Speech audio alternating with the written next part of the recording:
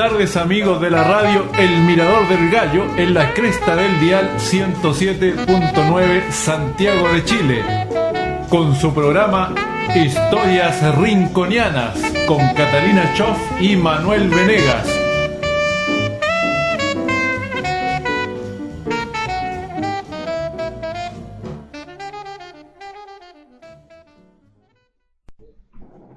Bienvenidos al capítulo 78 de Historias Rinconianas desde Concha y Toro 42, y además con nuestros amigos de radio El Mirador del Gallo 107.9 FM para todo Santiago de Chile y el mundo, y además también nos puede ubicar por evox.com y por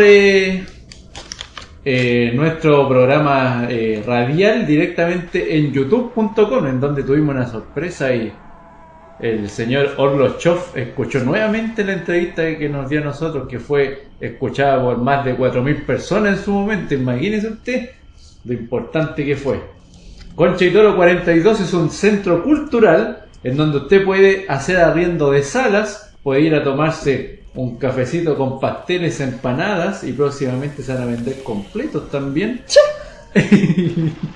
Concha y Toro 42 56 95 42 57 207. Nos puede ubicar en Facebook, Instagram y todo lo demás, ¿ya? Y hoy estamos con Catalina Choff para hablar de un tema muy particular. Vamos a hablar del libro El Símbolo Perdido, o sea, uno de los libros superventa que tiene Dan Brown con Editorial Planeta.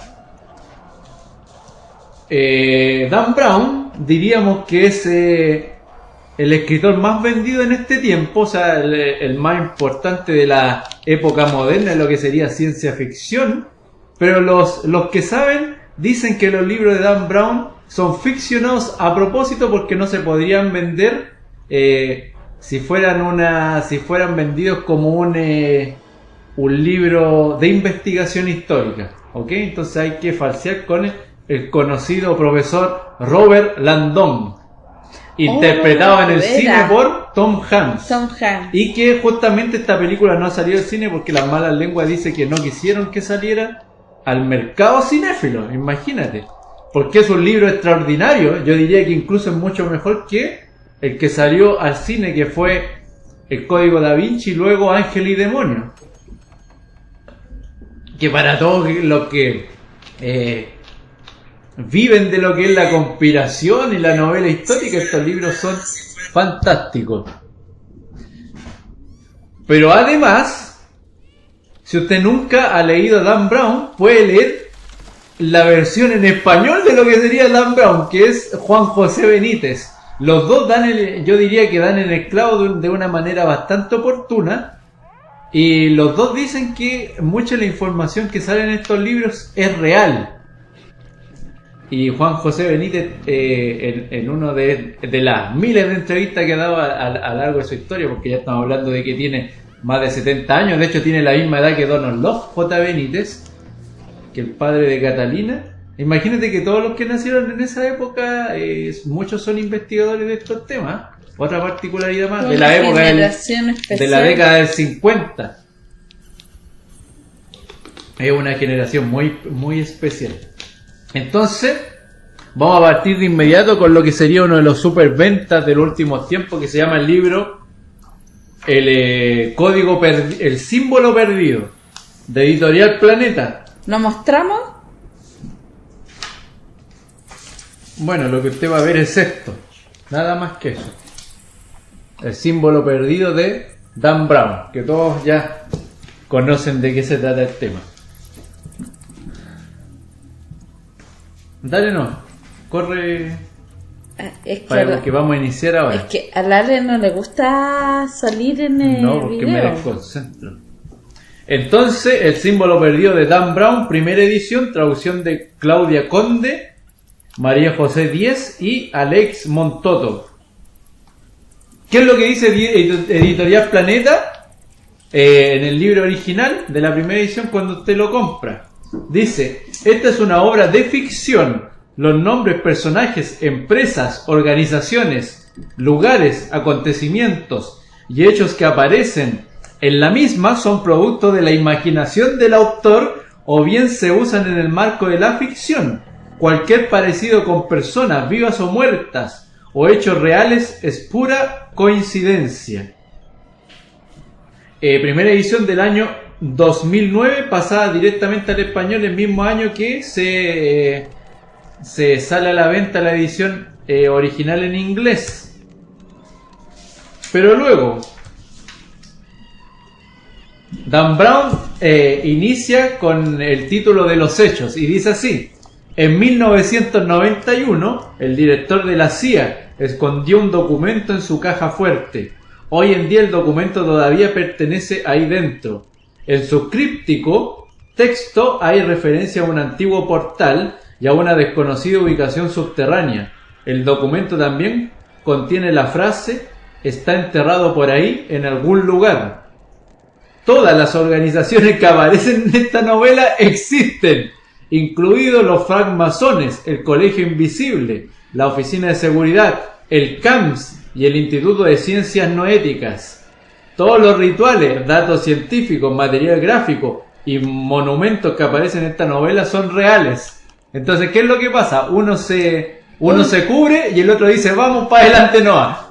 Démosle, dice. Lo que vamos a hacer es lo mismo que hemos hecho con todos los libros de Dan Brown. Vamos a revisar lo que nos parece más interesante y vamos a obviar, digamos, la historia, porque esto no es un spoiler como tal, porque Catalina después tiene que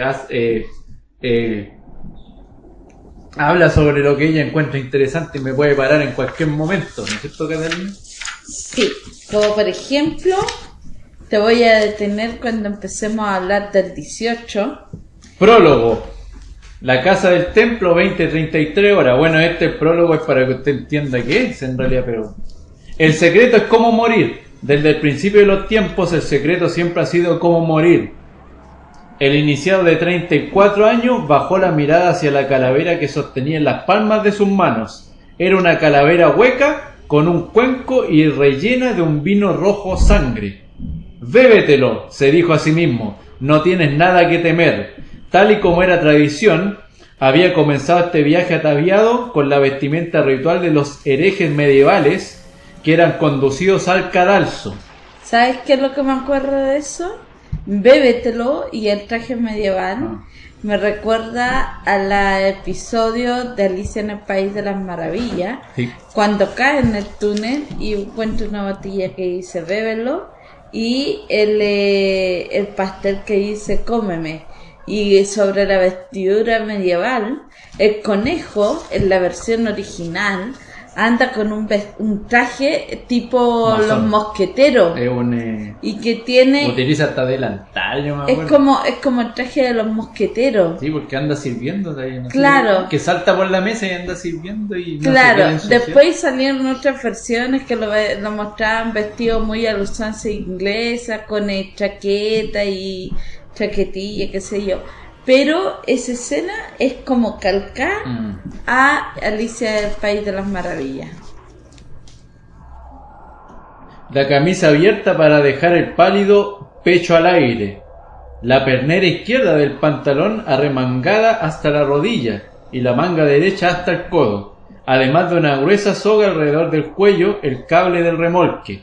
Lo llamaban los hermanos. Esta noche, sin embargo, al igual que los demás hermanos presentes, iban vestidos de maestro.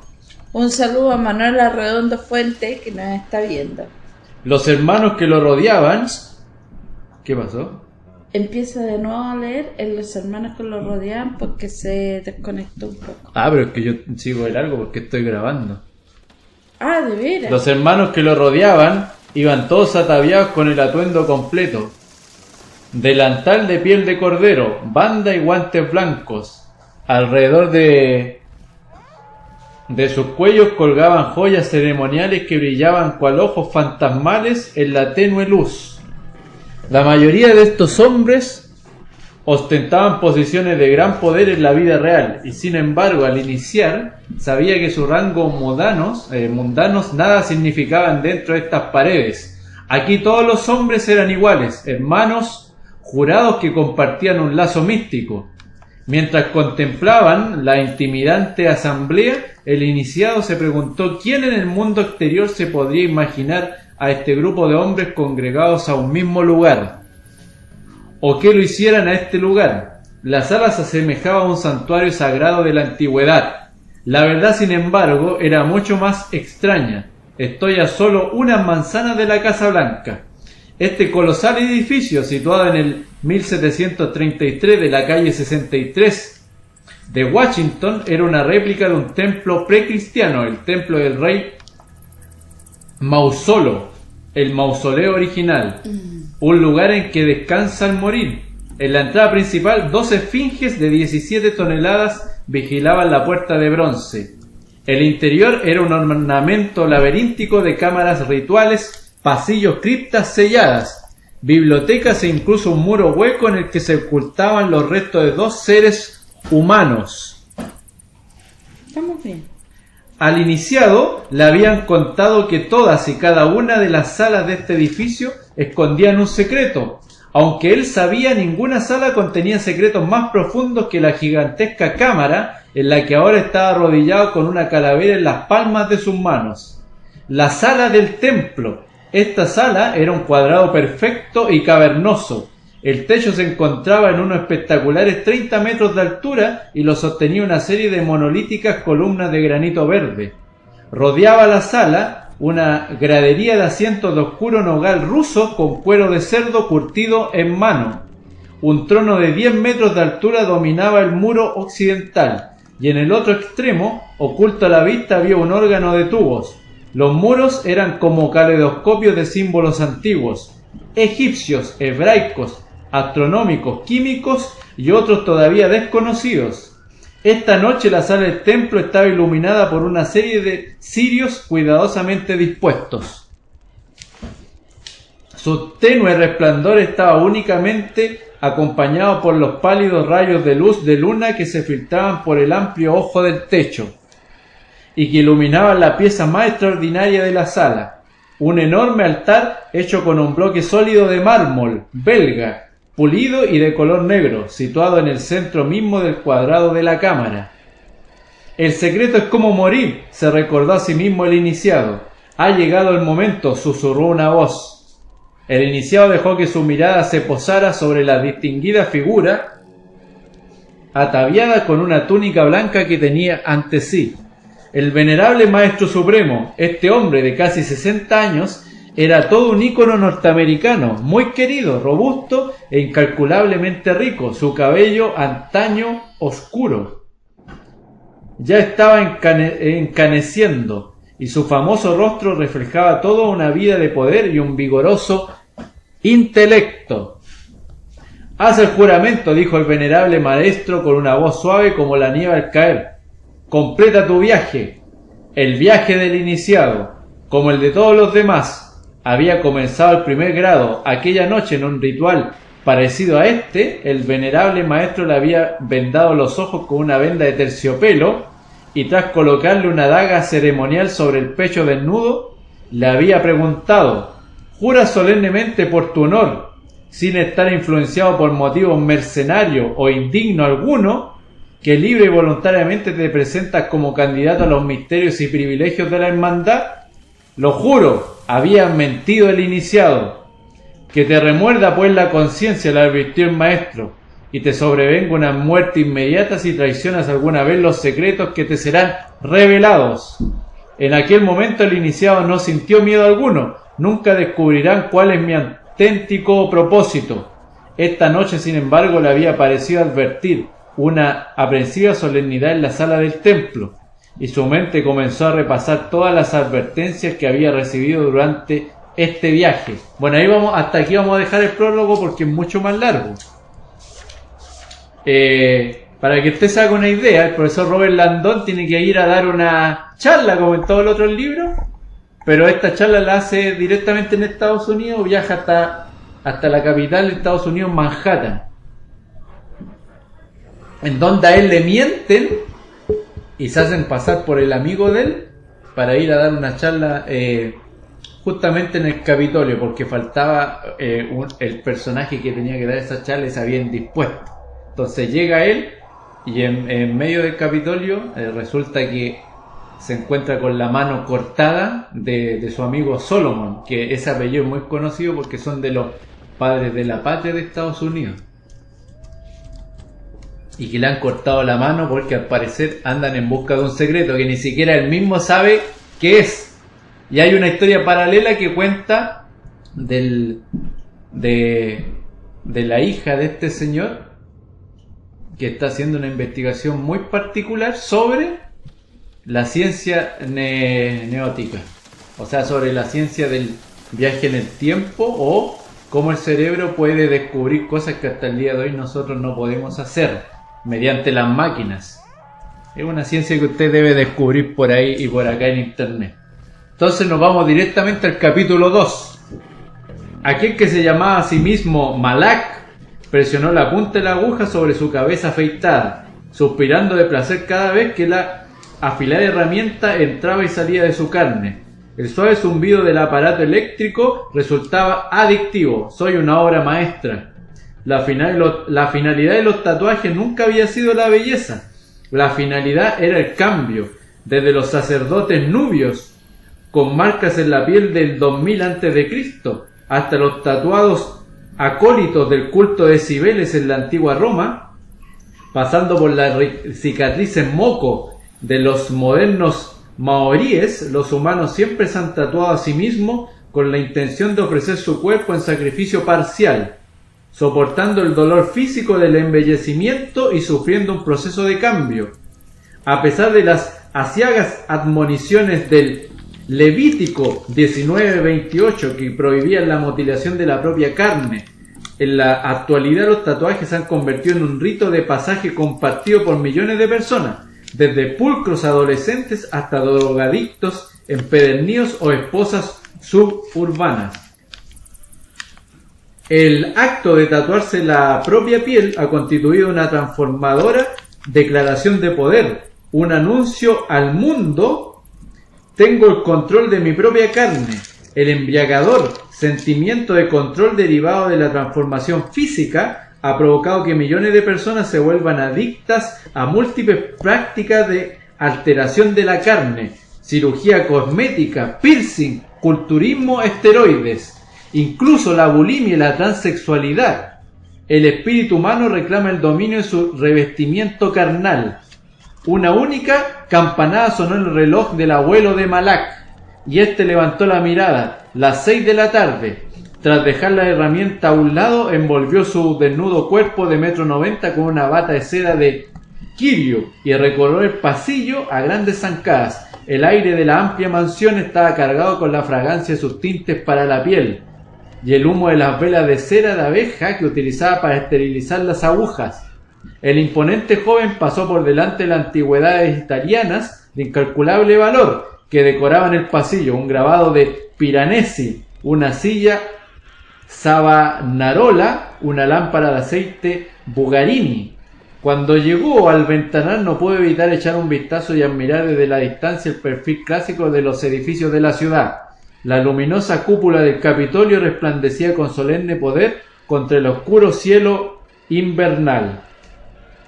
Este es el personaje que se pasa por encima la seguridad del Capitolio y es el que deja caer la mano del amigo del profesor Robert Landon,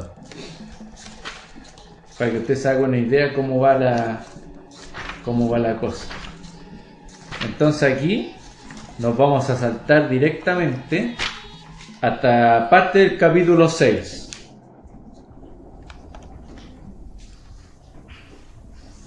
Mientras subía por la escalera mecánica, respiró hondo e intentó poner en orden sus pensamientos. A través del cristal echó un vistazo a la montañosa forma de la iluminada cúpula del Capitolio, que quedaba justo encima de él. Era un edificio verdaderamente asombroso. En lo alto, a casi 100 metros de altura, la Estatua de la Libertad escudriñaba la neblinosa oscuridad cual fantasmal centinela. A Landon siempre le había parecido irónico que los trabajadores que habían transportado hasta su pedestal cada una de las piezas de la estatua de bronce de 6 metros de altura fueran esclavos, un secreto del Capitolio que rara vez se incluía en los programas de historia de la enseñanza secundaria. De hecho, Todo el edificio era un tesoro oculto repleto de extraños misterios, entre los cuales una bañera asesina, responsable del neumónico asesino del vicepresidente Henry Wilson, una escalera con una mancha de sangre permanente sobre la cual una exorbitada cantidad de visitantes parecía tropezar, o una cámara subterránea secreta en la que en 1930 unos trabajadores descubrieron el caballo disecado del general John Alexander Logan. Ninguna leyenda era más perdurable, sin embargo, que las de los 13 fantasmas diferentes que rondaban por el edificio. Con frecuencia se decía que el espíritu del diseñador Pierre Lefan deambulaba por los salones en busca de alguien que le pagara la factura vencida hacia ya 200 años. También solía verse el fantasma de un trabajador que se había caído de la cúpula del Capitolio durante su construcción, deambulando por los pasillos y cargando herramientas. Y claro está, la aparición más famosa de todas, habitada en numerosas ocasiones en el sótano del Capitolio, un efímero gato negro que me rodeaba por la laberíntica e inquietante infraestructura del estrecho pasillo y cubículos. Landon abandonó la escalera mecánica y volvió a mirar la hora. 3 minutos. Recorrió a toda prisa el pasillo, siguiendo los letreros que le identificaban la dirección del Salón de las Estatuas. Y repasando mentalmente los comentarios iniciales de la charla, Landon tenía que admitir que el asistente de Peter estaba en lo cierto. El tema de la conferencia era ideal para un evento organizado en Washington por un prominente masón, pero lamentablemente a él lo embaucaron. Esto era mentira. Mira, estaba buscando porque me quedó dando vuelta el tema de la mano cortada. Yo tengo entendido de que hay algunos rituales en que a los muertos les cortan las cabezas y las manos, sí, para impedir de que su cuerpo descanse en paz. Sí. ¿Ya? Sin embargo, en el año 1588 se hace popular una costumbre que es antiquísima, era anterior a esos años, pero que toma relevancia por esta época. Y tiene que ver con un ritual de cortarle las manos a los muertos. Y eso se llama la mano de la gloria. Sí. Y es un amuleto, ¿ya?, que posee la reputación de volver al propietario, al que tiene la mano, invisible, sí, y de paralizar a aquellos que miran su luz. ¿Ya? Es muy buscada por los ladrones y por los saqueadores, dicen.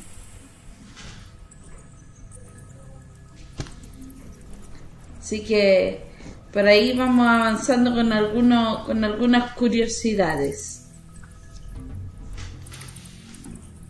No era ningún secreto que Washington poseía una rica historia masónica. La piedra angular de este mismo edificio había sido colocada en un ritual masónico por George Washington en persona. De hecho, la ciudad había sido concebida y diseñada por maestros masones, George Washington, Ben Franklin y Pierre Lefan. Mentes poderosas que adornaron su nueva capital con símbolo, arquitectura y arte masónico. ¿Cómo no podía ser de otro modo? La gente ve en ese símbolo todo tipo de majaderías. Muchos teóricos de las conspiraciones aseguraban que los padres fundadores masones habían escondido poderosos secretos por todo Washington, junto con símbolos, mensajes ocultos en el trazado de sus calles. Landon no le presentaba la menor atención. La desinformación sobre los masones era tan corriente que incluso muchos cultos estudiantes de Harvard parecían tener una concepción sorprendentemente deformada sobre la hermandad. El año anterior, un estudiante de primer año llegó a clase muy alterado con una hoja que había sacado de internet. Era un mapa de Washington en el que habían destacado ciertas calles para elaborar así diversas formas. Pentáculos satánicos, un compás y una escuadra masónica, la cabeza de Baphomet, hecho que al parecer demostraba que los masones que habían diseñado Washington estaban involucrados en una especie de oscura conspiración mística. Divertido, dijo Landon, pero no demasiado convincente. Si uno se pone a dibujar suficientes líneas e intersecciones en un mapa, lo más probable es que termine encontrando formas de todo tipo. Pero esto no puede ser una coincidencia, exclamó el joven. Con paciencia, Landon le demostró al estudiante que las mismas formas se podían encontrar en un mapa de Detroit. El muchacho pareció quedar profundamente decepcionado. No se desanime, dijo Landon. En Washington se esconden mundos secretos increíbles, pero ninguno en su mapa. El joven se animó. ¿Secretos? ¿Como cuáles? Todas las primaveras doy un curso llamado Símbolos Ocultistas y en él hablo mucho de Washington. Debía hacerlo. Símbolos ocultistas. El estudiante de primer año pareció volver a animarse. Entonces en Washington, si hay símbolos diabólicos. Landon sonrió. Lo siento, pero por mucho que evoque imágenes de cultos satánicos, la palabra ocultista en realidad significa oculto u oscurecido. En tiempos de opresión religiosa, el saber contradoctrinal se tenía que mantener escondido u oculto, y como la iglesia se sentía amenazada, redefinió oculto como algo maligno, un prejuicio que ha sobrevivido hasta nuestros días. ¡Oh! El ánimo del muchacho se volvió desplomar. A pesar de lo cual, esa primavera Landon divisó a ese estudiante en primera fila, mientras 500 estudiantes se afanaban por entrar en el Teatro Sander de Harvard, un viejo auditorio de crujientes bancos de madera. Ahí nomás, Catalina.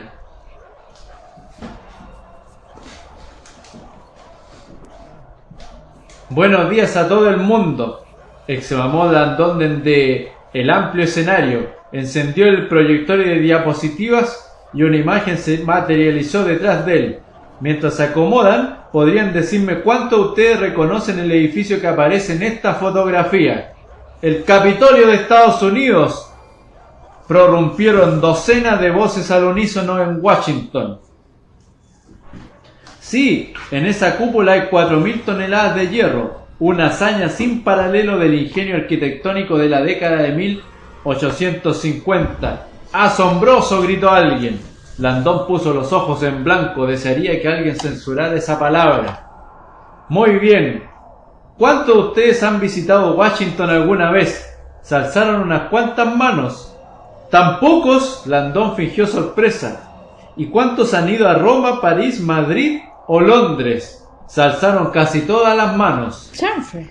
Lo de siempre. Uno de los ritos de paso del estudiante universitario norteamericano era pasar un verano con un pasaje de tren Eurorail antes de tener que enfrentarse a la dura realidad de la vida. Bueno, aquí pasa lo mismo en Santiago. Todos se van para afuera, pero ninguno sabe la historia de Santiago, de su país completo. Porque es la moda, ¿no? O sea, los cabros van, pero no entienden ni jota. En Europa no hay edad mínima para beber alcohol, le dijo alguien en el fondo.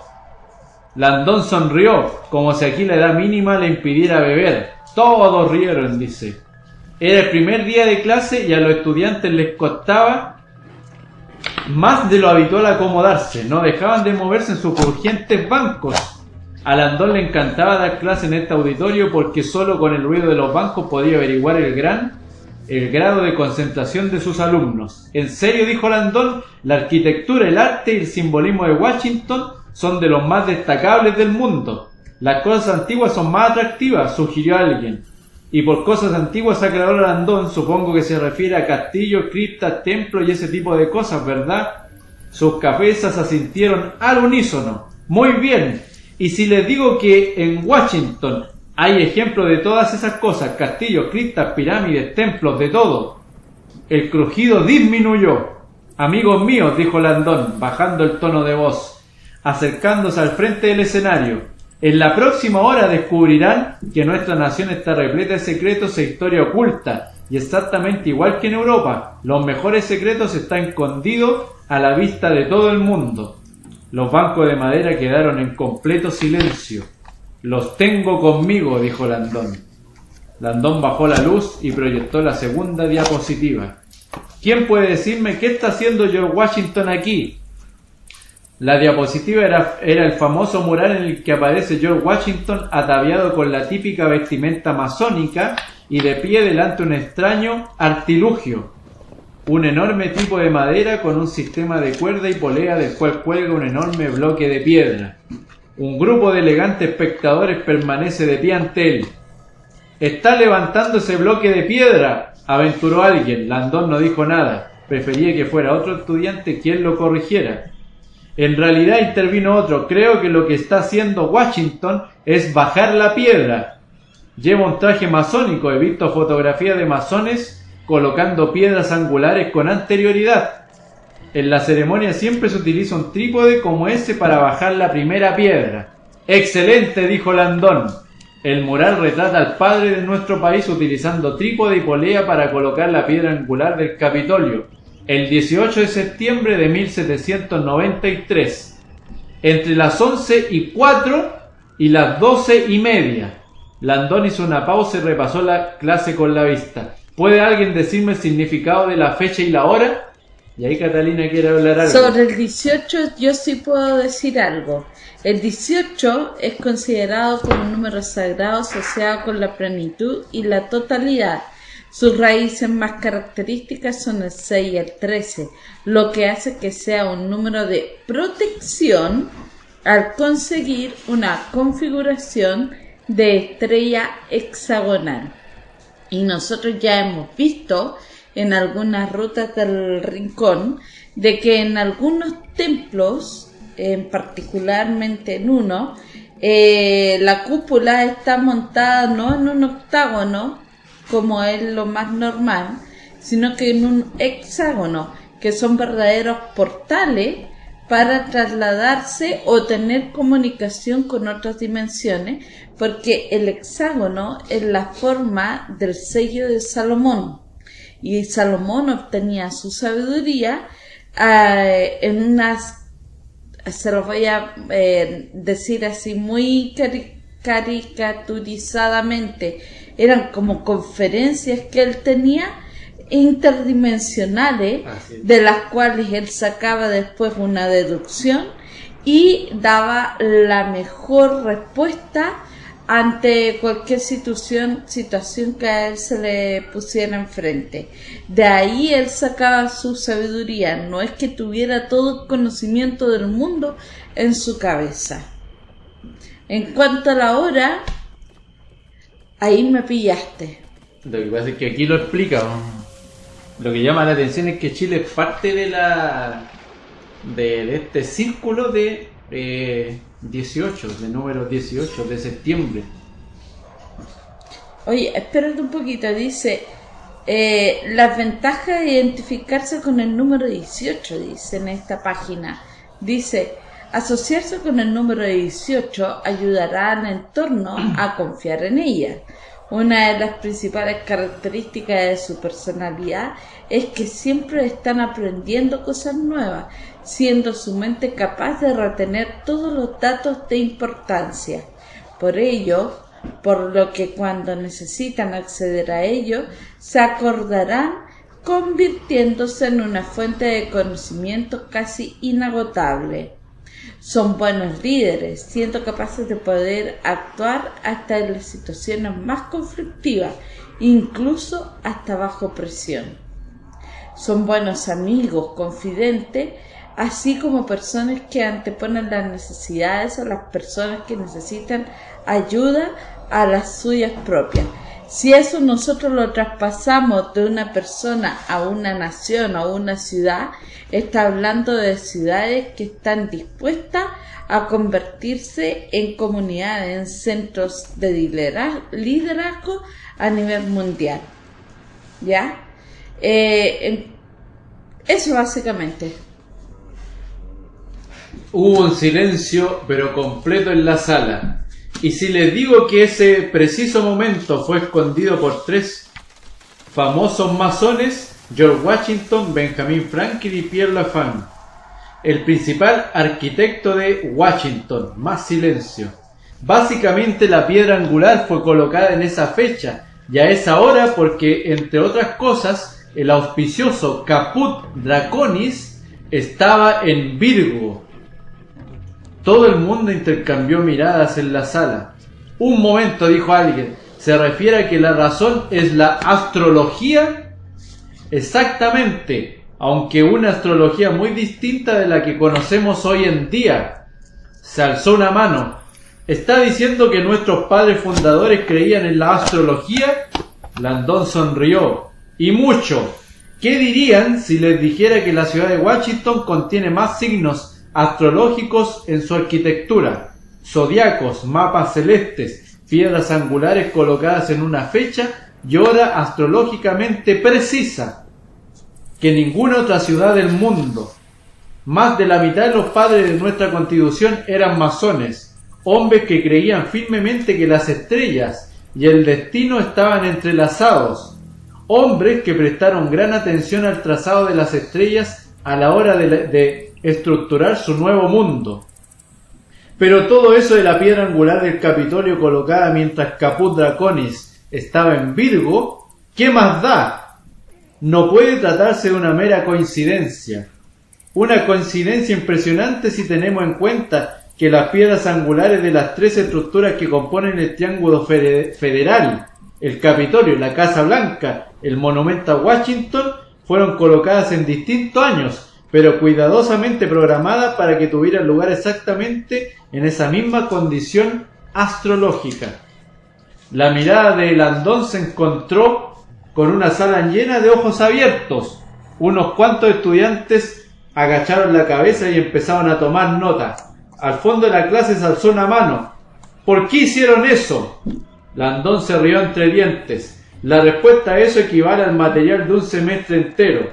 Si está usted interesado, debería hacer mi curso de misticismo.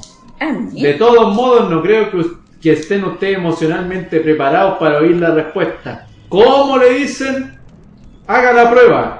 Landon hizo como si estuviera considerando la propuesta y luego sacudió la cabeza burlándose de ellos.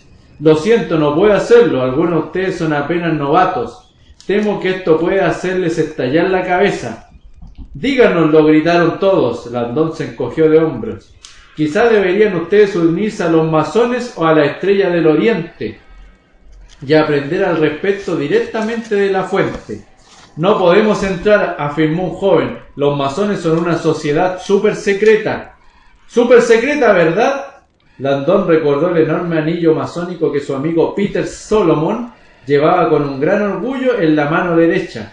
Entonces, ¿por qué los masones llevan anillos, alfileres de corbata e insignias masónicas a la vista? ¿Por qué los edificios masónicos están señalizados? ¿Por qué sus encuentros se anuncian en los periódicos? Landon sonrió a sus alumnos, que lo miraban con cara de desconcierto. Amigos míos, la masonería no es una sociedad secreta, es una sociedad con secretos. Es lo mismo, murmuró alguien. ¿Ah, sí?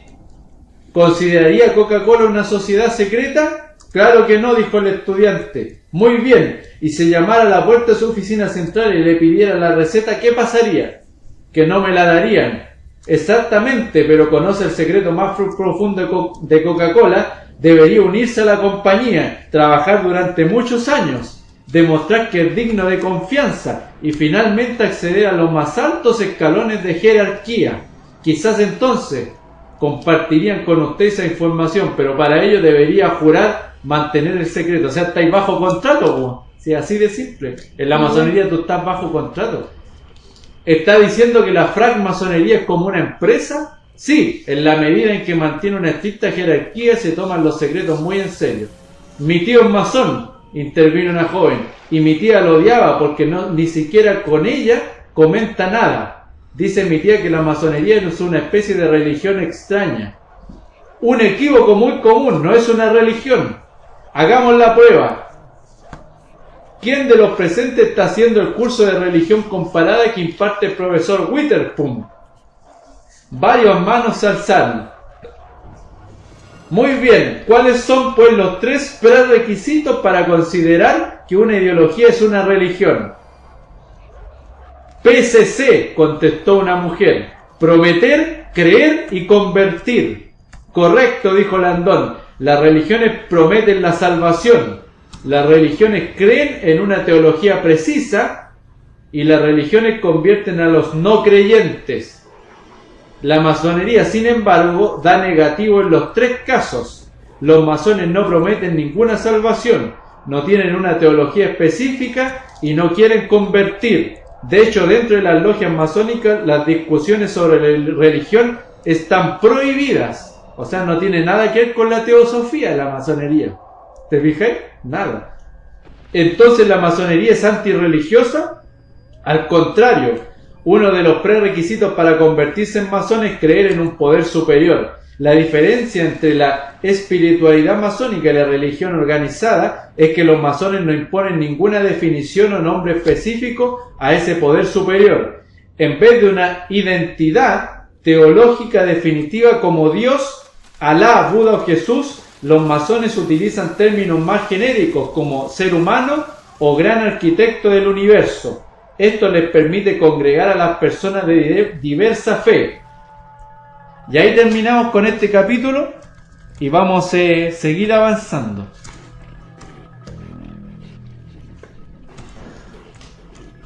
¿Algo que decir a eso, Catalina? Que ya llevamos 40 minutos de programa. Que cuando yo me fui a presentar... ¿Y no fuiste aceptada? Sí, fui aceptada.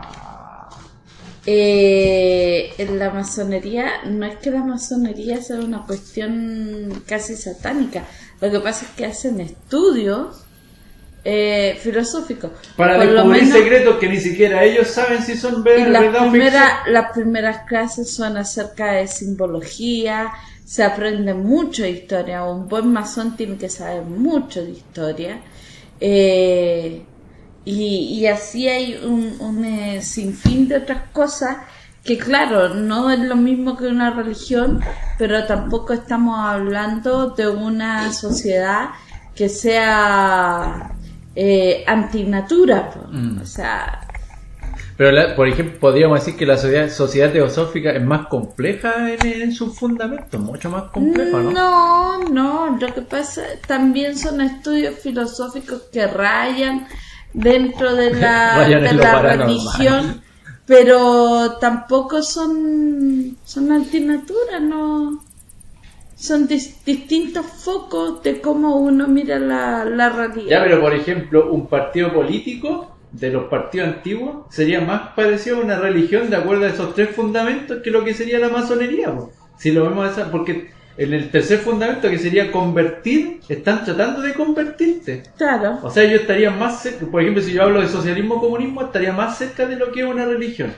Y es por eso que un evangélico que fueron a la casa de la señora Berta, o sea, ¿para qué la nombre? Ya fueron. Y yo me acuerdo que estos gallos le hablaban de esto, que había muchos partidos políticos que trataban de convertir a la gente. Y es rarísimo eso, porque el hecho de convertir a una persona lo obliga a creer en algo que ni siquiera él cree, pero por ser parte del grupo está adentro igual. ¿Te fijas? O sea, por ser ¿cómo se llama esto? Cuando tú eres parte de un grupo quieres ser aceptado. O sea, porque la gente quiere ser aceptada, está obligada a ser convertido a una ideología. O sea, así de simple. O sea, a la larga no estáis haciendo una investigación tampoco, no estáis investigando nada en particular, estáis manteniendo viva una ideología, ¿no? Yo haría, cuando se habla de religiones, yo haría una distinción entre estudiosos, entre feligreses y fanáticos. Pero claro, están siguiendo una ideología, porque eso significa que tienes que estar Por ejemplo, dentro de ese mundo. un estudioso de las cosas de Dios, pongámosle por un título genérico, es por ejemplo mi papá, que ha estado en todas las religiones, pero nunca se volvió un fanático de nada en particular. Pero claro, él se conserva como católico, apostólico y romano, pero no se ha vuelto ni fanático ni esclavo de estar yendo siempre a la iglesia, pero él entiende, comprende, respeta y sigue las tradiciones cristianas. Después, los feligreses son los que te van todas las semanas a misa, pero por costumbre. O sea, y ellos no se dan cuenta. El convertir a una persona significa que él tiene la convicción de que eso existe y va a pasar. Es por eso que yo hago una similitud con ciertos partidos políticos antiguos, porque ellos creen que eso va a pasar en algún momento. O sea, sienten que el poder va a estar en sus manos. Y es algo muy particular porque eso se llama fanatismo. O sea, en creer que algo va a pasar a sabiendas de que hay un régimen que nunca va a dejar que eso suceda. Fanatismo, y me perdonen por favor algunas personas. Un saludo a Juan Eduardo Reyesby. Me perdonan si se sientan ofendidos. Pero, por ejemplo, los testigos de Jehová rayaban en el fanatismo hace unos años atrás, cuando no dejaban que los niños fueran al colegio, porque venía el fin del mundo. Ahora el tiempo del año 2000, antes del 2000. Claro, comunidades americanas en las que se aíslan del mundo y se van a vivir a un mundo lugar, creado por ellos, ¿no? Un submundo, diría yo. Claro, arman sus propios pueblos, sí. ¿Ya? Y esperando la llegada del Mesías y siguiendo al pie de la letra lo que dice la Escritura, y si tienen que sacrificar a alguien, lo sacrifican, porque la Escritura lo dice. Entonces, ahí pero eso ya son grupos sectarios. Ahí es casi un grupo sectario o ahí de plano entramos sectario. En temas de fanatismo. Y las sectas son más complicadas. Sí, porque, a ver, una religión independiente de cuál sea, a ti te tiene que convertir. O sea, tú tienes que creer en lo que ellos te están hablando. O sea, tú crees en esas palabras. Pero la secta, además de que te convierte, te aísla, ¿te fijáis? Uh-huh. O sea, ellos se aíslan y crean su propio submundo. Y creo que a los que estudian criminalística, psicología, todo este asunto, le enseñan. Pues. O sea, sí. Tú tienes que estar al tanto de lo que es y cuántas, o por lo menos saber los nombres de las principales. Se hace un censo cada cierto tiempo de todas las comunidades que hay alternativas. Por ejemplo, San José de Maipo, Pirque, y entonces está lleno de la parte de acá, eso. la zona central está llena ahí, pero hacia arriba. Hay muchas. Y nosotros creemos que son poquitas, pero cuando salen noticias como las que salieron hace unos años atrás de Altares de la Luz, pero porque son casos ya más extremos. Este es un caso extremo y muy pequeño. Claro, pero las comunidades que hay son muchas, muchísimas.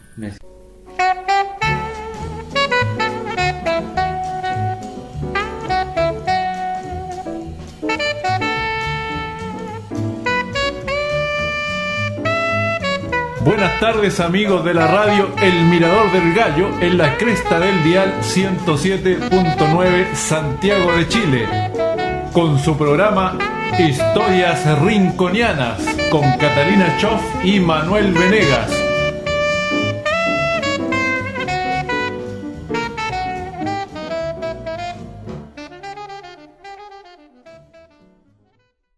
Segunda parte, que es la lectura acerca de un libro de Dan Brown que se llama El símbolo perdido. Vamos a concentrarnos entonces a seguir viendo cuál es la dinámica de esta lectura, de la cual Dan Brown se toma de datos reales para crear esta obra literaria. Para eso tenemos que escuchar a Manuel, que no le gusta salir en cámara, pero habla desde Conchitoro 42. Y síganos con nuestros propios próximos recorridos. Domingo 24, Cementerios Coloniales, a las 17 horas desde esta pequeña placita de explanada de Estación Metro Universidad Católica, la que da salida al GAM. Luego el sábado 30, Levitaciones, Posesiones y Casos Extraños. Sábado 30, 19 horas desde arriba de Metro Estación Universidad de Chile, salida Serrano. Eso sería por la salida de la línea 1. Y después domingo 31, salida fotográfica Barrio Yungay a las 12 de la tarde desde, también la explanada de Metro Quinta Normal, pero no entre al parque, sino que esperen ahí a la salida del metro nomás, pero arriba, no abajo, porque eso es enorme. Y después hay muchos otros recorridos que están pendientes, ¿eh? Para el mes de abril. O sea, no están pendientes, usted entra a nuestro fanpage y está todo ya publicado. Incluso va a estar publicado nuestra exposición de cámaras fotográficas que se va a hacer el día que se celebra la fotografía. O sea, 18 de agosto de 2019, acá en Biblioteca Rinconiana, en Conchetoro 42, que se nos va a facilitar la biblioteca y además la sala Lila. ¿Es la sala Lila la que está atrás? Sí. Que es una sala inmensa en donde también está el ropero del tiempo. Entonces va a haber mucho que ver ese día. Además afuera va a haber una exposición de fotografía también. Y además de todo eso,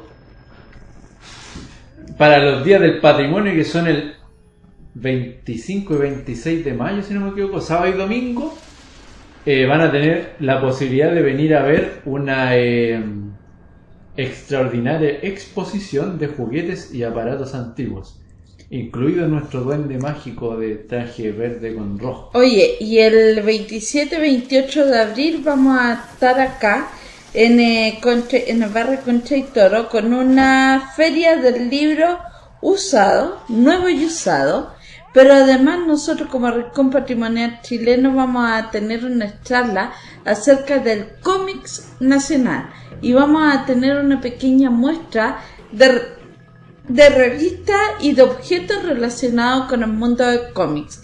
Esto va a ir acompañado, por supuesto, el día domingo 28 con una ruta que se va a hacer por el Parque del Cómics en la comuna de San Miguel.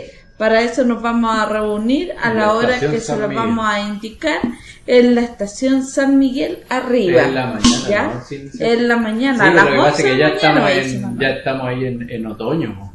Sí, Otoño, entrada de ya invierno, es mucho entonces más diferente. agradable. De hecho, este jueves ya estamos en otoño y ya se nota porque las mañanas, tanto el anochecer Sí. como el amanecer, ya están diferentes. Ya el clima cambió y el calor dura lo que tiene que durar, ¿no? Después de las 7 ya todo cambia. Oye, y no se olviden de echarle una visita a la Biblioteca Rinconiana, una biblioteca que está hecha con mucho amor, ¿ya? Y que es una biblioteca de troque de libros, así que hemos estado subiendo al fanpage de la Biblioteca Rinconiana algunos de los libros que nos han llegado y que nosotros tenemos a disposición para que ustedes puedan compartir, como por ejemplo este que es El Pequeño Vampiro, que lo acabo de pegar porque son todos libros de donación, y pero que en el fondo está en muy buenas condiciones, y si alguno de sus niños tiene que leerlo, o usted quiere leer acerca de Hillary Clinton, o quieren leer acerca de historia o algo parecido, pueden venir acá a la Biblioteca Rinconiana en Contradictor 42, a pasos del Metro República.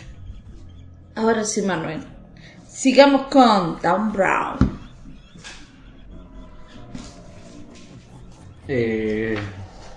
Vamos a partir del capítulo 13 de la primera edición del libro El símbolo perdido de Dan Brown, versión en español.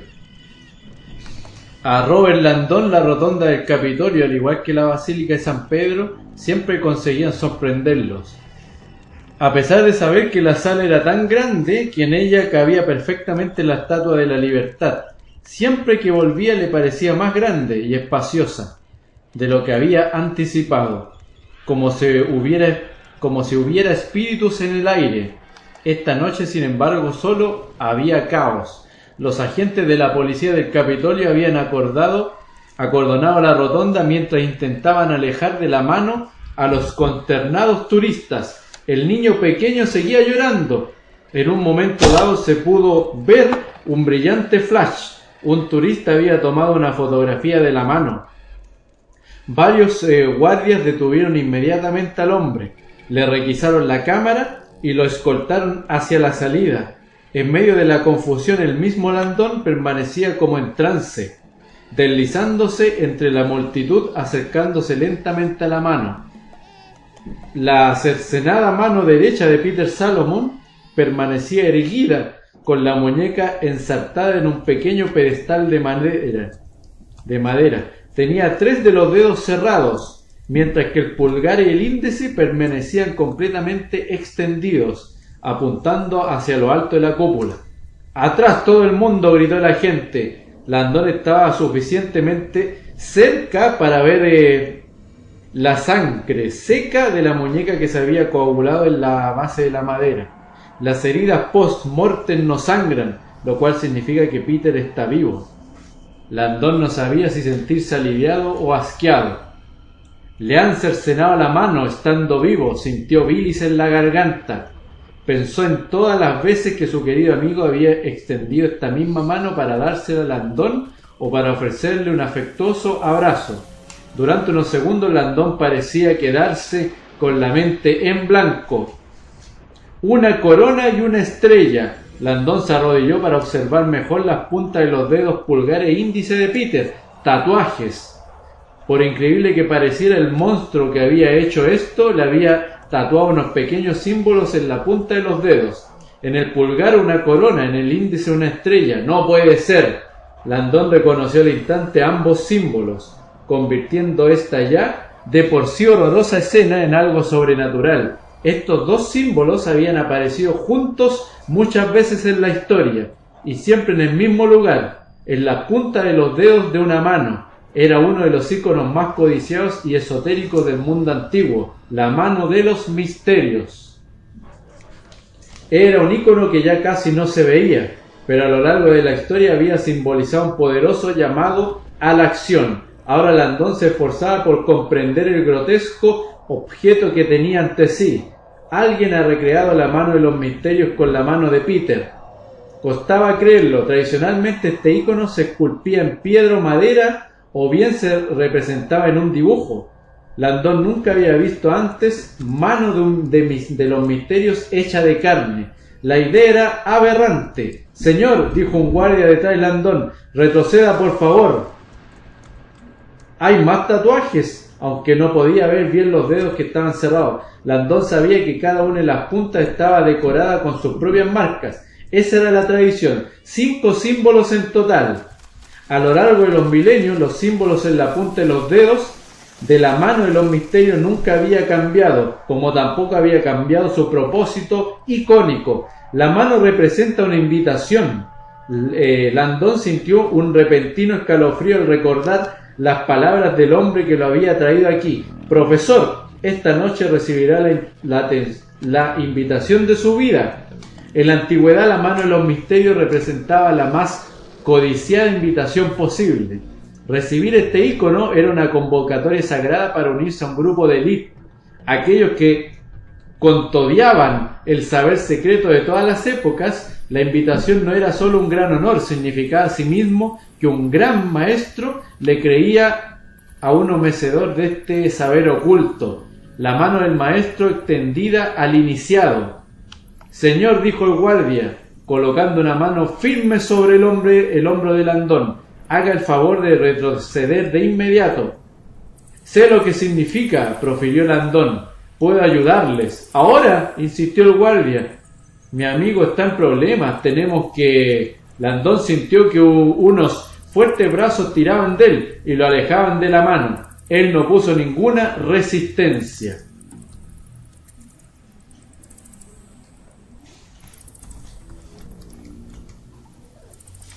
El capítulo 15 quizás es uno de los más extraordinarios que tiene el libro. Es larguísimo. ¿Quieres decir algo, Catalina? No. Sí, estoy mandando los saludos. Y compartiendo nuestro... Entonces, en total oscuridad, Catherine Solomon fue buscando a tientas la puerta exterior de su laboratorio. Cuando por fin lo encontró, abrió la puerta blindada con plomo y entró en el pequeño recibidor. La caminata a través del vacío solo le había llevado 90 segundos, y sin embargo el corazón le latía con furia. Después de 3 años, debería de estar ya acostumbrada. Catherine siempre se sentía aliviada al dejar atrás la negrura de la nave 5 y entrar en este espacio limpio e iluminado. El cubo era una enorme caja sin ventanas. Todo y cada uno de los centímetros de las paredes interiores y el techo estaban cubiertos de una fibra de plomo recubierta de titanio. De ahí que diera la impresión de ser una jaula gigante construida dentro de un recinto de cemento. Catherine se dirigió rápidamente al laboratorio principal. En el brillante y esterilizado espacio, de trabajo relucía el avanzado equipo cuantitativo electroencefalógrafos, un peine de femtosegundos, una trampa magneto-óptica y unos REG de ruido electrónicos cuánticos indeterminado, más conocido como generadores de eventos aleatorios. A pesar de utilizar la tecnología más avanzada, los descubrimientos en el campo de la ciencia neótica eran mucho más místicos que las frías máquinas de alta tecnología con que los obtenía. La magia y el mito se iban convirtiendo rápidamente en realidad, a medida que iba cosechando sorprendentes nuevos datos, todos confirmando la ideología fundamental de la ciencia noética, el potencial sin explotar de la mente humana. La tesis general era simple: apenas hemos rascado la superficie de nuestra capacidad mental y espiritual. Los experimentos que se llevaban a cabo en instalaciones como el Instituto de Ciencias Neóticas, IONS, de California, o el Laboratorio de Investigación de Ingenierías Anómalas de Princeton, Pearl, habían demostrado categóricamente que el pensamiento humano, debidamente canalizado, tenía la capacidad de afectar y modificar la masa física. Sus experimentos no eran trucos de salón para doblar cucharas, sino investigaciones altamente controladas que obtenían todo el mismo resultado extraordinario. Nuestros pensamientos interactuaban con el mundo físico, lo supiéramos o no, efectuando cambios a todos los niveles, incluidos el mundo subatómico. La mente sobre la materia.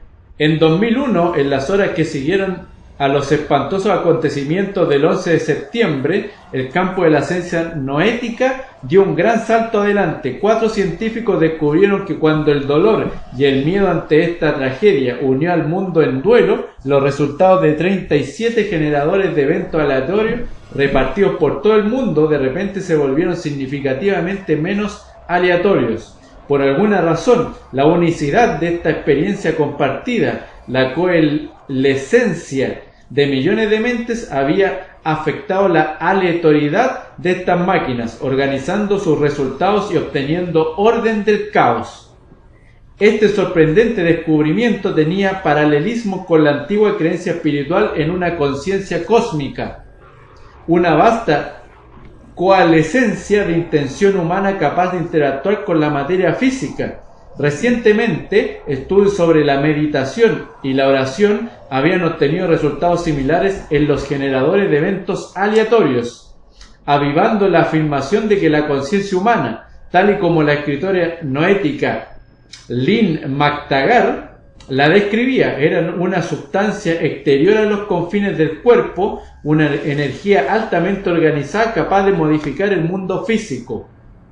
A Catherine le había fascinado el libro de McTaggart, El experimento de la intención, así como su experimento global en internet theointentionalexperiment.com, cuyo propósito era descubrir cómo la intención humana podía afectar al mundo. Otro puñado de textos más habían terminado por despertar el interés de Catherine. Y aquí vamos a ir avanzando porque yo creo que ya captaste la idea de dónde va el libro, Catalina. Más o menos. Es interesante también ir revisando los significados, los nombres de los personajes. Porque, por ejemplo, el significado del nombre Catherine es pureza. Se cayó el sistema.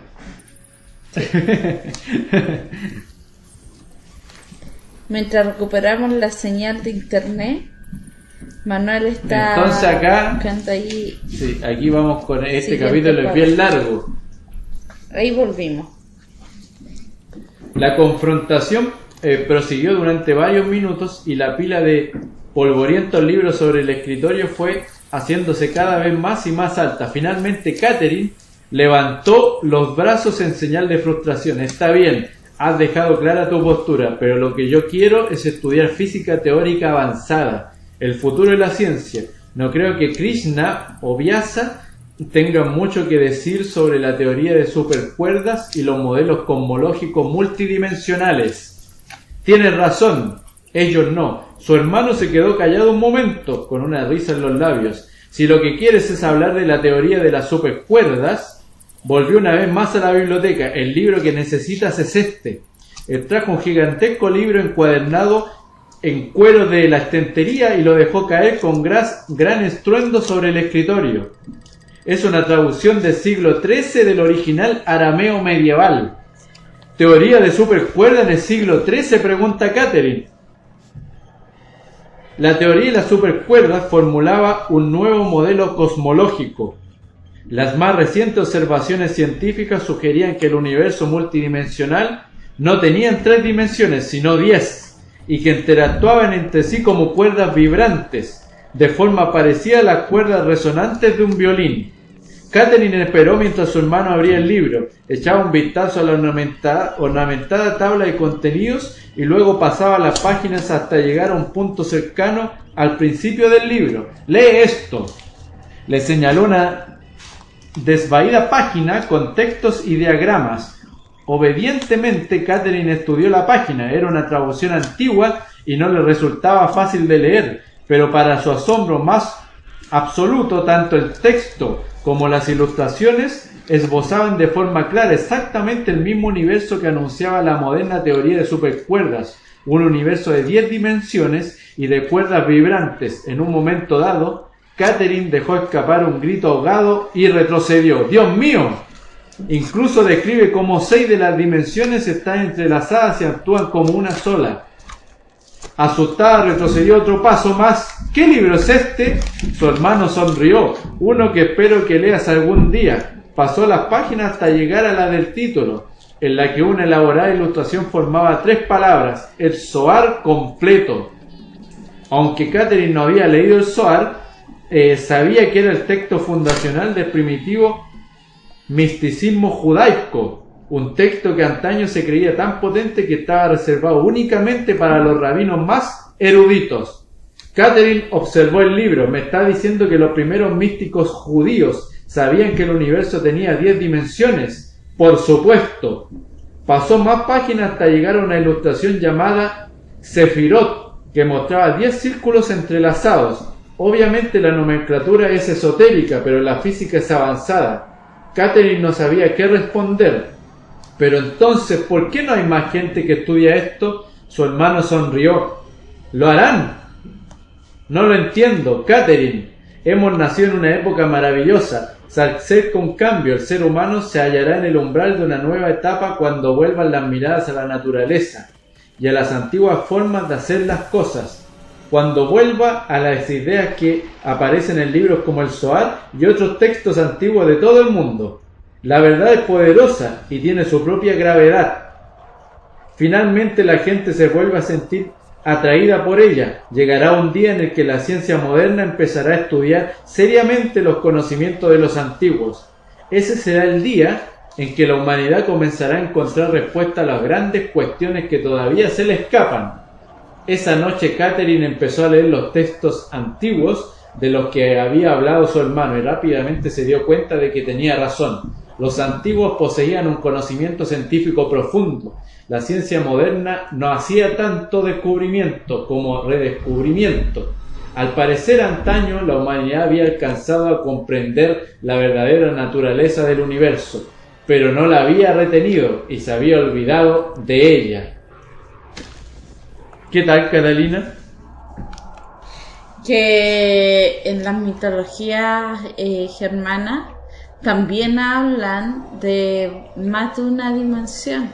El Yggdrasil, por ejemplo, el árbol de los dioses, está dividido en 9 estaciones, en 9 dimensiones, y esas a su vez se agrupan en 3 partes: el inframundo, la Tierra Media y el donde están los más adelantados, los superiores.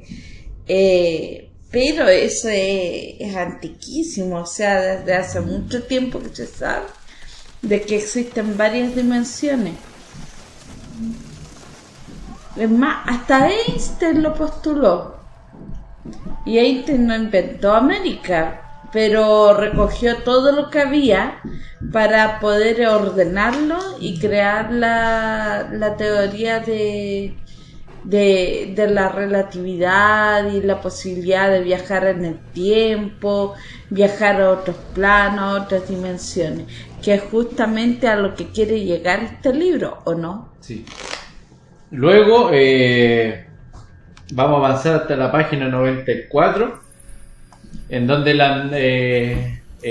nos topamos con Landon, que está retenido en el Capitolio, en donde llega una encargada de apellido Sato, que es una persona que mide 1,20 m, ¿no? Que había estado enferma de cáncer y habla de una forma bien particular, ¿no? O sea, tiene un tono más bien masculino. Entonces, cuando a él lo llamó por teléfono en el Capitolio, él le decía señora, hasta que se dio cuenta que era una mujer. Es una encargada, una especialista que dice que tiene un coeficiente intelectual tremendamente alto. Entonces, Landon, como siempre, lo retienen porque es el fin de los libros, se meten por el lío fácilmente. Hay una conversación muy interesante que dice así: pero no deberíamos al menos comprobar las huellas dactilares de la mano para confirmar que pertenece a Peter Solomon. Yo lo puedo confirmar, dijo Landon, nauseado por la certeza. Reconozco su anillo y su mano. Se quedó un momento callado. Aunque los tatuajes son recientes, alguien se los acaba de hacer. ¿Cómo dice? Sato pareció ponerse nerviosa por primera vez desde que había llegado. La mano está tatuada. Landon asintió. El pulgar con una corona, el índice con una estrella. Sato se puso unas gafas y tras acercarse a la mano se puso a dar vueltas a su alrededor como si fuera un tiburón. Además, prosiguió Landon, aunque no se puede ver los otros 3 dedos, estoy seguro de que también están tatuados. Sato pareció intrigada por el comentario y se acercó a Anderson. Jefe, ¿nos haría el favor de comprobar si es así, por favor? Anderson se arrodilló junto a la mano, con cuidado de no tocarla. Acercó la mejilla al suelo y desde ahí miró las puntas de los demás dedos. Tiene razón, señora, todos los dedos están tatuados. Aunque no puedo ver los otros. Un sol, una linterna y una llave, dijo Landon sin vacilar. Sato se volvió completamente hacia Landon y lo escrutó con sus pequeños ojos. ¿Y cómo sabe eso? Landon le devolvió la mirada. La imagen de una mano humana con los dedos así decorados es un ícono muy antiguo. Se conoce como la mano de los misterios. Anderson se puso en pie de golpe. Esto tiene un nombre, Landon asintió. Es uno de los iconos más secretos del mundo antiguo. Sato ladeó la cabeza. ¿Y puede preguntarle qué hace en medio del Capitolio? Landon deseó poder despertar de esa pesadilla. Tradicionalmente, señora, se utilizaba como invitación. ¿Invitación a qué? Landon bajó la mirada hacia los símbolos que decoraban la mano cercenada de su amigo. Durante siglos la mano de los misterios sirvió de convocatoria mística. Básicamente es una invitación a recibir el saber secreto, una sabiduría protegida conocida solo por una pequeña élite. Sato cruzó sus pequeños brazos y se los quedó mirando con sus ojos negros. Bueno, profesor, para alguien que asegura no tener idea de lo que está haciendo aquí, no está nada de mal.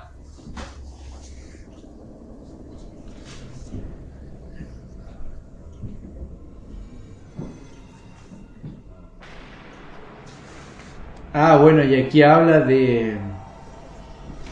Vamos a conversar algo aquí. Lo que pasa es que Catherine Salomon, que es la que está investigando sobre esta técnica tan específica, por medio de un blog, se dio cuenta que había una experta en...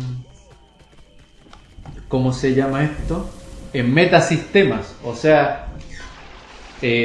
investigar a través de la internet temas específicos, en donde ella inventa un programa y el programa va introduciendo esos datos y encuentra libros que a simple vista sería imposible, entonces va uniendo cabos.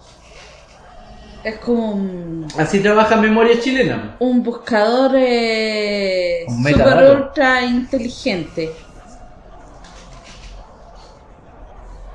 Trish Dunn no sabía qué historia le había contado a Catherine Salomon, pero estaba claro que lo había puesto muy nerviosa. Los ojos grises de su jefa, habitualmente tranquilos, parecían inquietos y se habían colocado el pelo detrás de las orejas 3 veces desde que había entrado en la sala, un indicador de nervios. Lo llamaba Trish, científica brillante, pésima jugadora de póker. A mí, dijo Catherine, esta historia me suena a ciencia ficción, es una vieja leyenda y sin embargo se quedó callada colocándose un mechón de pelo detrás de la oreja una vez más. O sea, ¿qué es lo que pasa? Que ella la contrata y esta chica firma varios contratos porque este laboratorio estaba bajo tierra en lo que se conoce hoy como como las bodegas de un museo del museo más importante de todo el mundo, el Smithsoniano, que yo participé varias veces en el concurso de fotografía del Smithsoniano, pero era como, lo que pasa es que si tú salías finalista, esas fotografías quedan en el archivo para siempre del más importante de todos los museos. Creo que ya no lo hacen ese concurso, ya encontraron lo que tenían que encontrar. Sí, pues si así trabajan ellos. Bueno, ¿no? ya.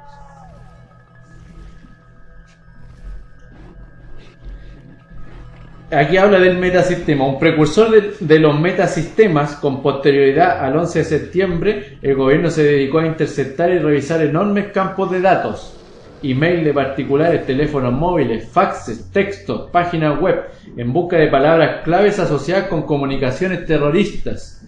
Así pues, decidí escribir un software que les permitiera procesar sus campos de datos de otra forma, obteniendo de ellos un resultado adicional.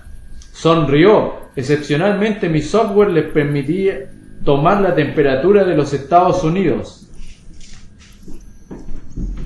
Sí, parece una locura, ya lo sé. Lo que quiero decir es que cuantifica el estado emocional de la nación. Ofreció una especie de barómetro de sus conciencias cósmicas, si lo prefiere. Trish le explicó cómo, utilizando un campo de datos de las comunicaciones de la nación, uno podía evaluar el estado de ánimo de la nación en base a la densidad de ciertas palabras claves e indicadores emocionales en el campo de datos. En tiempos felices se usaba el lenguaje feliz y en tiempos de tensión lo contrario. En caso, por ejemplo, de un ataque terrorista, el gobierno podía utilizar los campos de datos para medir el cambio que se produjera en la psique norteamericana y aconsejar mejor al presidente sobre el impacto emocional del ataque. Fascinante, dijo Catherine, acariciándose la barbilla, de modo que, en esencia, su software permite examinar a todos los individuos de una población como si fuera un único organismo.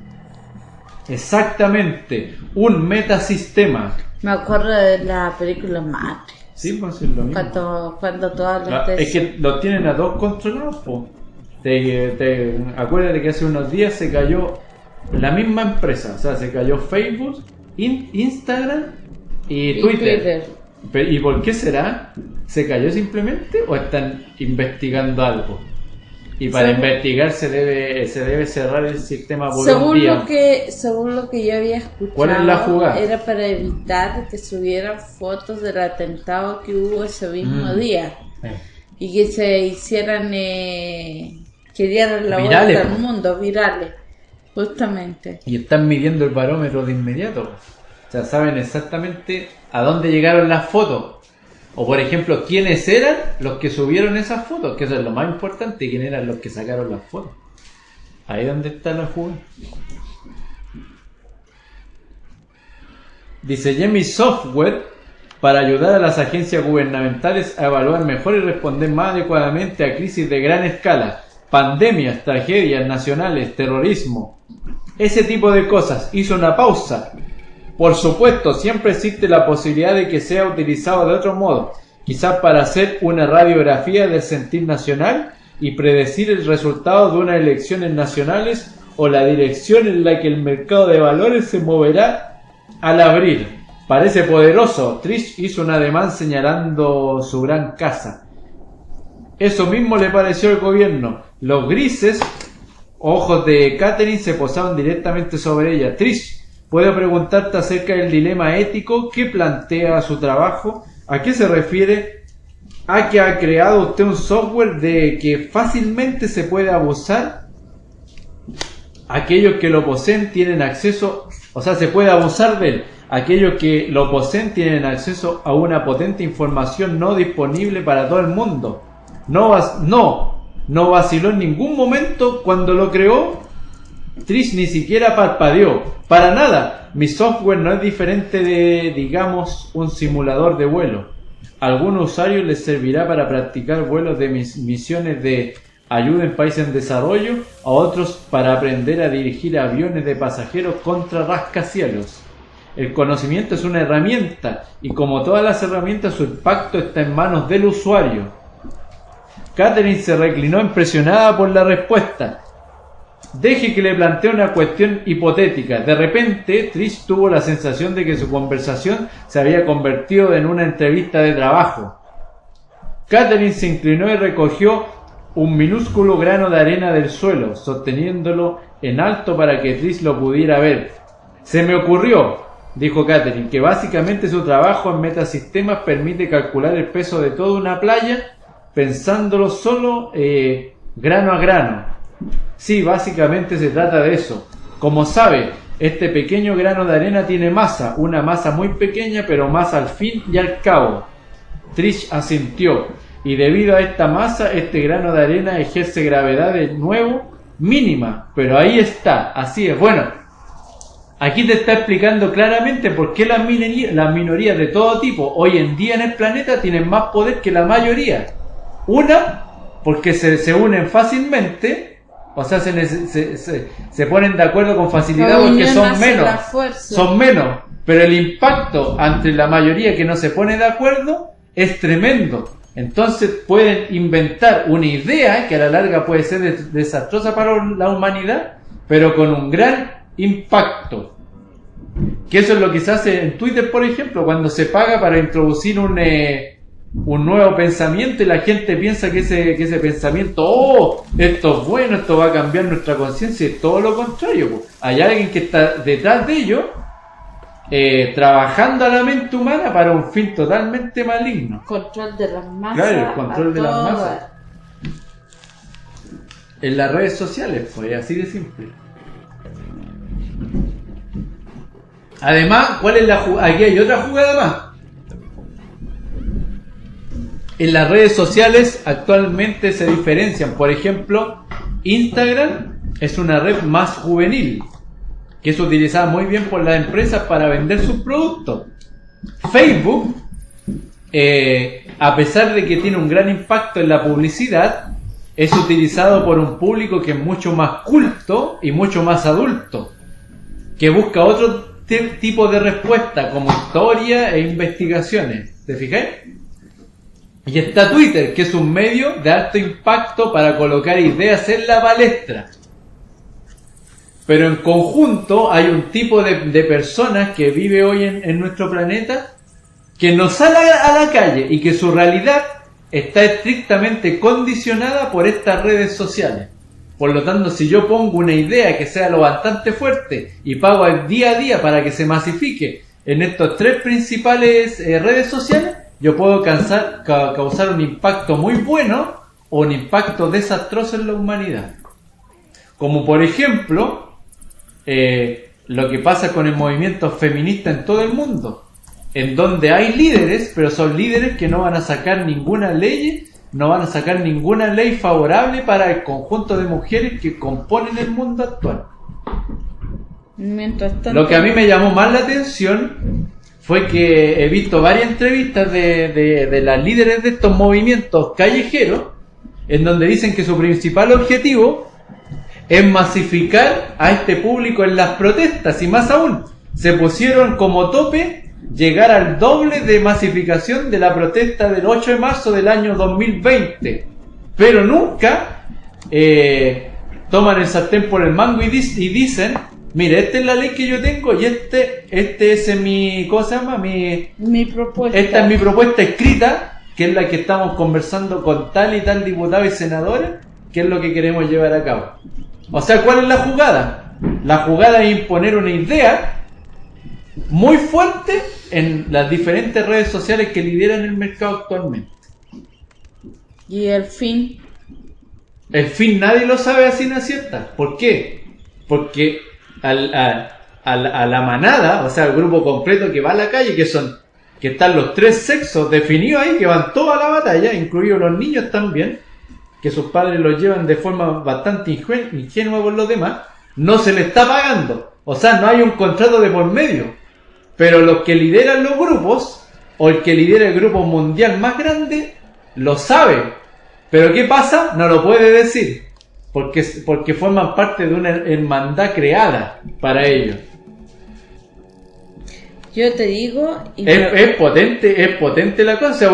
Uno empieza a leer, porque a uno le enseña, a los que estudian publicidad, cine, fotografía, sociología, psicología, le enseñan a diferentes autores sobre el estudio, o sea, sobre el estudio y el movimiento de las masas. O sea, cómo tú controlas a las masas, y te enseñan por qué pasa eso y eso.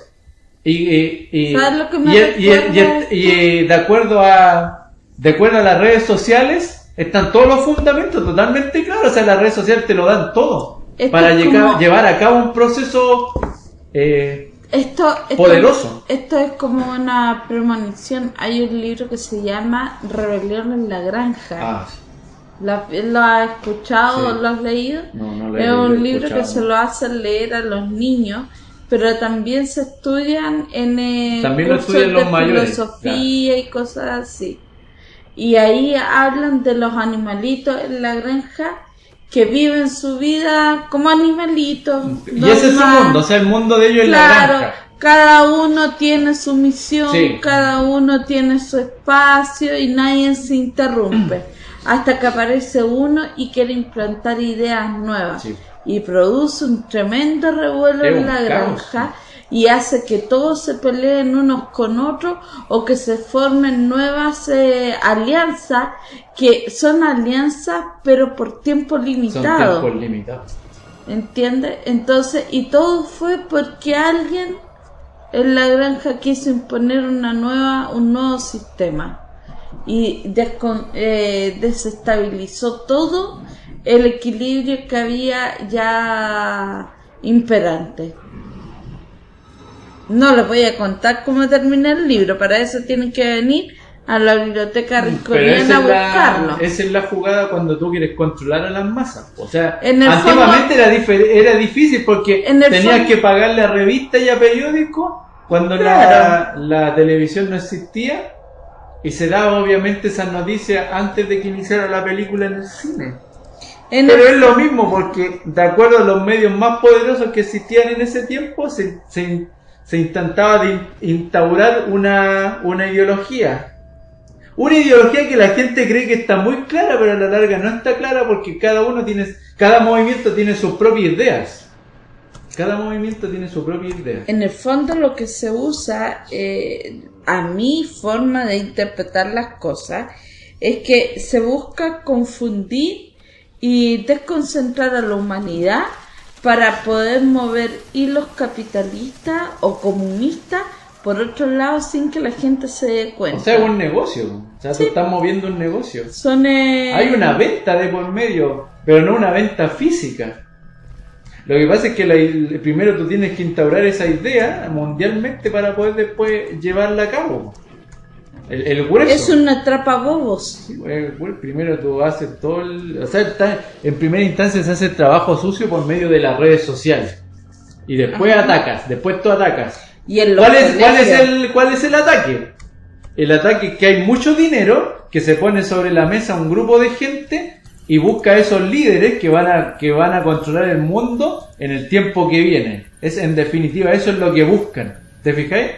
Que aquí pasó con el movimiento estudiantil y se vio en todo el mundo. ¿Qué es lo que pasó? Que trataron de buscar a ciertos líderes y esos líderes van y los colocan en puntos estratégicos de poder, pero de poder menor, ¿te fijáis? O sea, no estamos hablando de un gran gobernador, son poderes menores, pero que pueden mover los hilos fácilmente. O sea, hay un lobby de por medio. Esa es la jugada. Ese lobby nadie lo ve, po. Si eso es entre pasillo entre ellos, no. Estamos metidos en una ratonera, Sí. en una trampa. El pueblo en realidad está entrampado, siempre va a estar entrampado.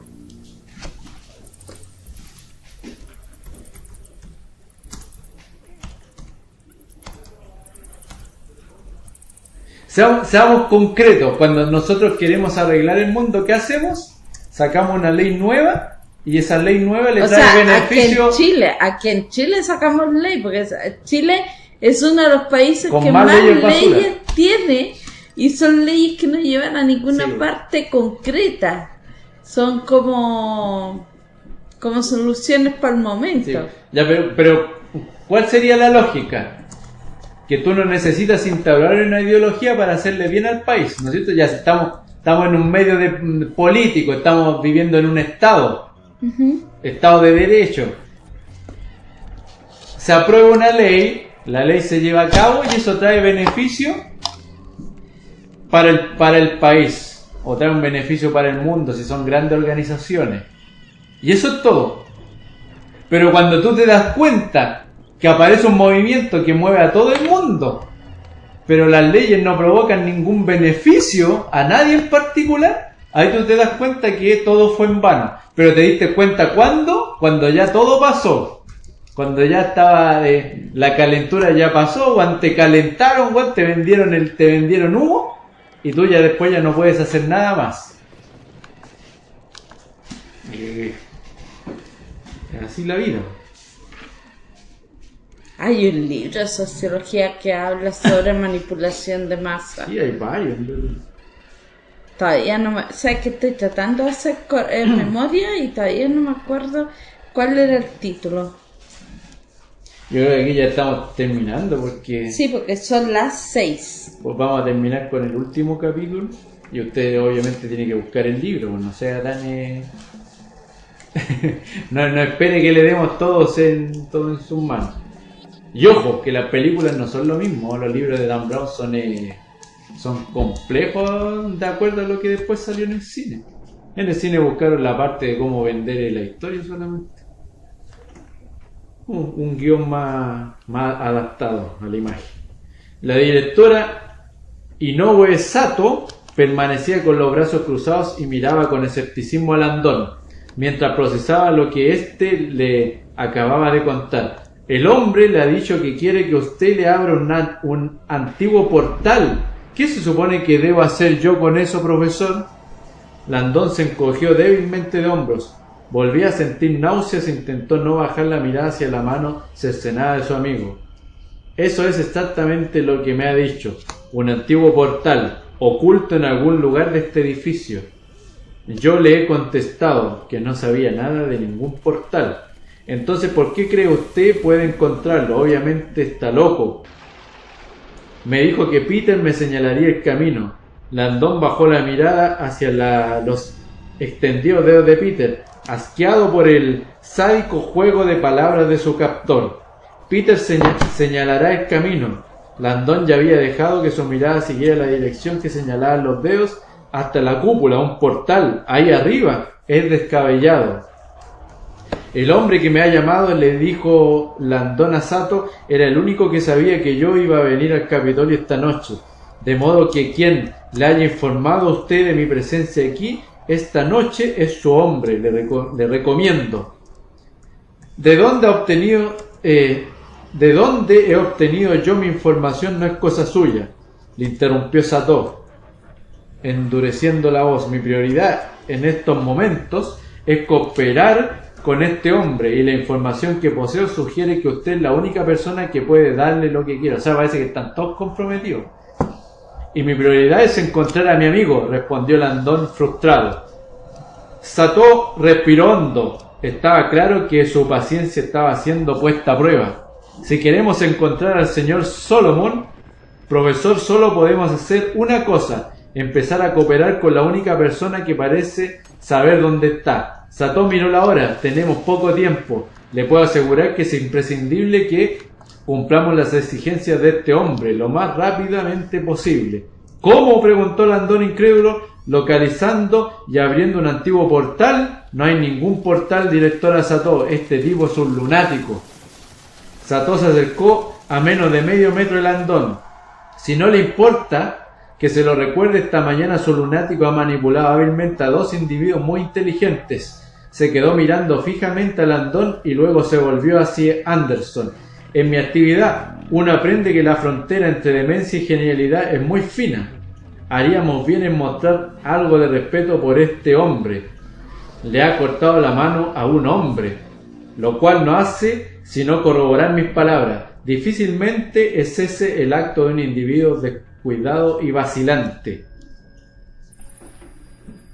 Con todos mis respetos, señora, todos hemos oído hablar de la fuente de la juventud o del Shangri-La. Sí. Pero eso no quiere decir que existan.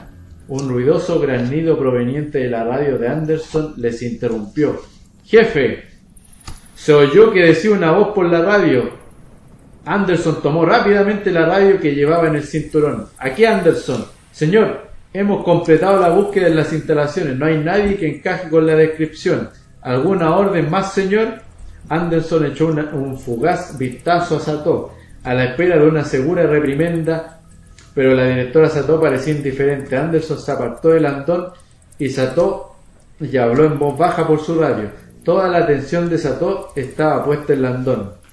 ¿Me está diciendo usted que el secreto que ese hombre cree oculto en Washington es una fantasía?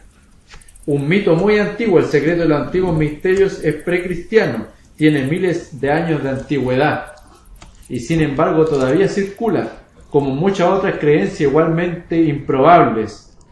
Con frecuencia Landon le recordaba a sus alumnos que la mayoría de las religiones modernas incluían historias que no pasarían un escrutinio científico, desde Moisés y la división de las aguas del Mar Rojo, hasta las gafas mágicas que había utilizado Joseph Smith para traducir el libro del Mormón, de una serie de planchas de oro que habían encontrado enterradas en el norte del estado de Nueva York.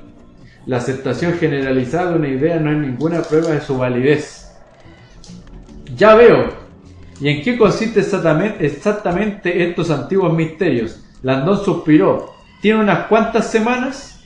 Abreviando. Los antiguos misterios hacen referencia a un cuerpo de conocimientos secretos reunidos hace mucho tiempo. Un aspecto intrigante de estos conocimientos es que supuestamente permiten a sus practicantes acceder a poderosas habilidades que permanecen latentes en la mente humana.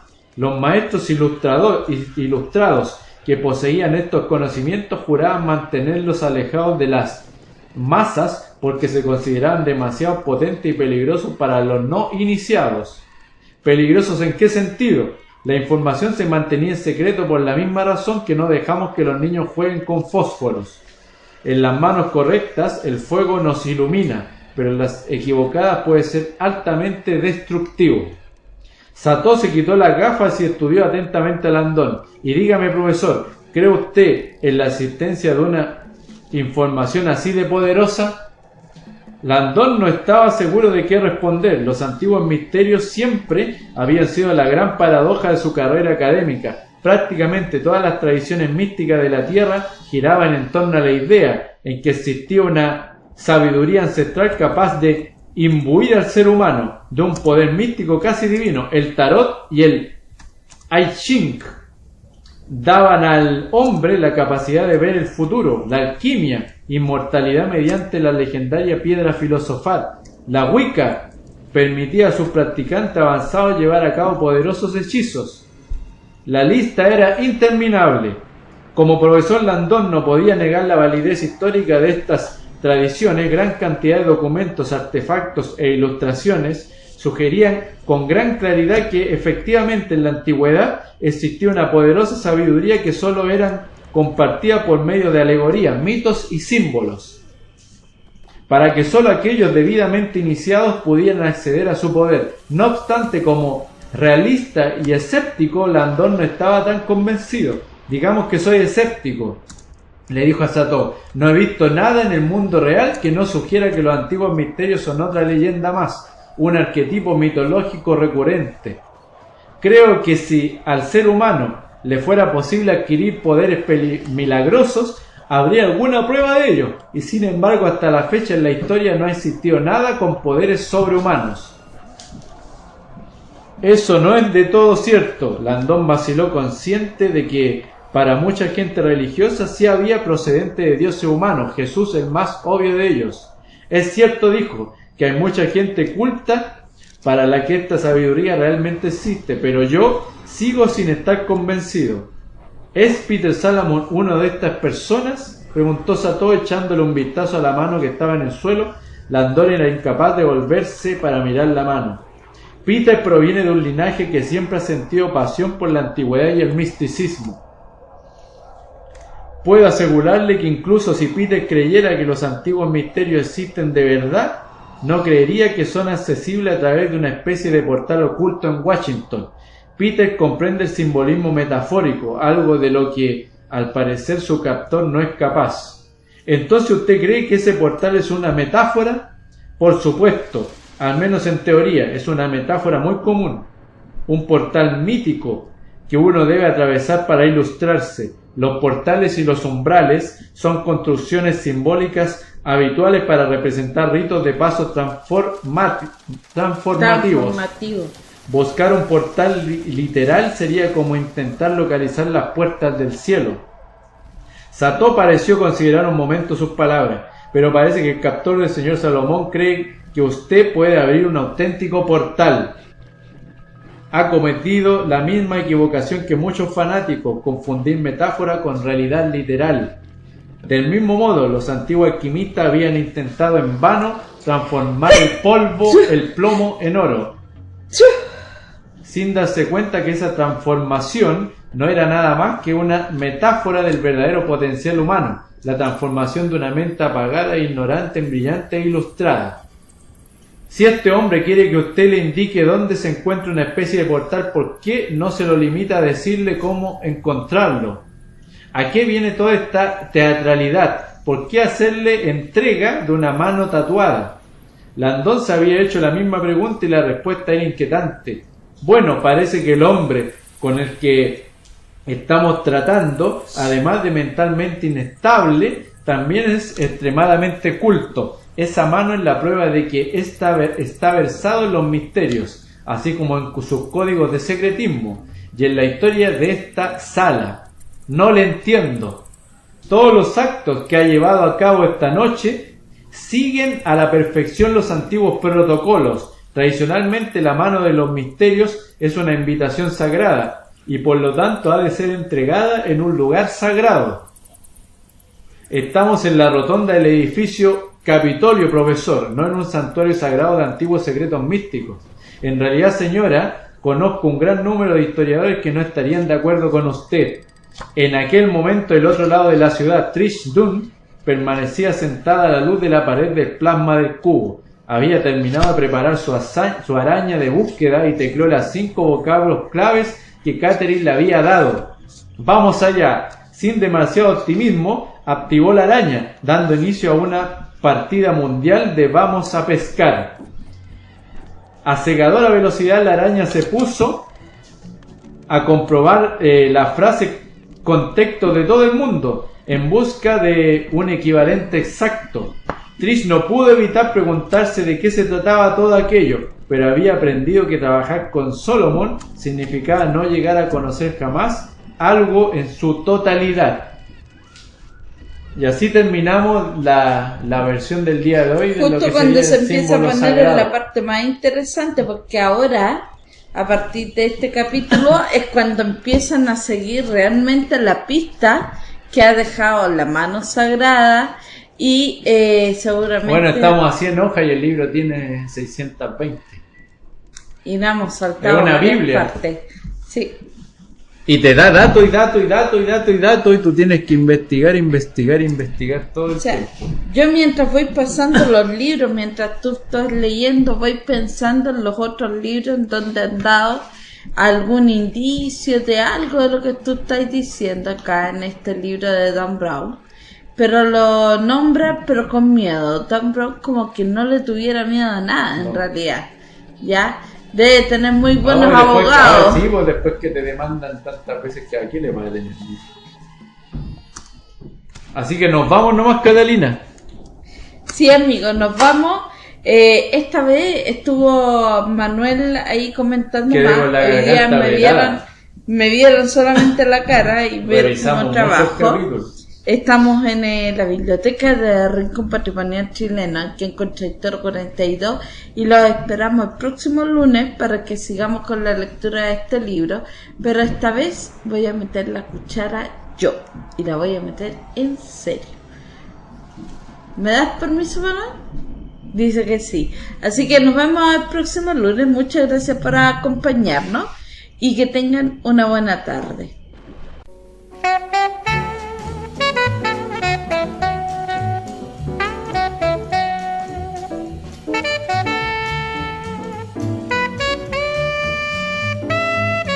Buenas tardes, amigos de la radio El Mirador del Gallo, en la cresta del dial 107.9 Santiago de Chile, con su programa Historias Rinconianas, con Catalina Choff y Manuel Venegas.